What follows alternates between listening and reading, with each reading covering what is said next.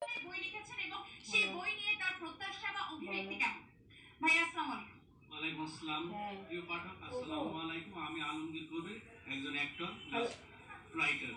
আমি এবার 21শে বইমেলায় আমার নিজের প্রেজেন্টেশনে সেই রক্তাক্ত 36 জুলাই 2024 মানে জুলাই বিপ্লবের পুরো ঘটনা আমি তুলে ধরতে পেরেছি। প্রিয় পাঠক, আমার লেখা বইয়ের ভিতরে 1 থেকে 36 দিন ভাইয়া একটু আমরা দর্শক শ্রোতা যারা আছেন তাদের জন্য আমি একটু বইয়ের মোড়কটি দেখাতে চাই। আমাদের বইয়ের যে উপরি অংশ, এই উপরি অংশটা বা বাহিরের অংশটা একটু মোড়কটি একটু দেখাতে চাই।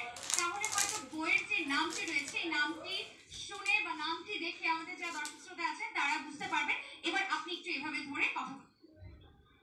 প্রিয় পাঠক, এই বইটার ভিতরে আমি খুব মনোযোগ সহকারে লিখেছি, যেটা 1 থেকে 36 জুলাই ভিতরে কিভাবে ঘটনা ঘটছে, কে কোথায় মারা গেছে, শহীদ ইয়ামিন কিভাবে মারা গেছে, মীর মুগ্ধ কিভাবে মারা গেছে, এরপরে আবু সাইদ কিভাবে মারা গেছে সেটা তুলে ধরেছি, ওয়াসিম কিভাবে মারা গেছে, নাফিস কিভাবে মারা গেছে, টোটাল যারা জুলাই বিপ্লবে শহীদ হয়েছে আমি আমার এই বইটা সকল শহীদদের প্রতি উৎসর্গ করেছি। এবং আমি একটু আপনাদের বলতে চাই, আবু সাইদকে নিয়ে আমি একটা কবিতা লিখেছি, সেই কবিতাটা আমি আপনাদের একটু শোনাবো প্রিয় পাঠক।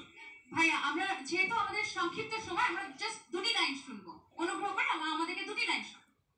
শহীদ আবু সাইদ, তুমি বাংলাদেশের লাখো কোটি তরুণের সাহসী প্রাণ, তুমি কোটা সংস্কার আন্দোলনের নতুন প্রয়াস, তুমি বীর, তুমি চিরন্যতম মসজিদ, তুমি ধন্যবাদ।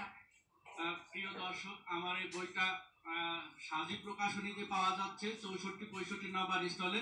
ধন্যবাদ। ধন্যবাদ।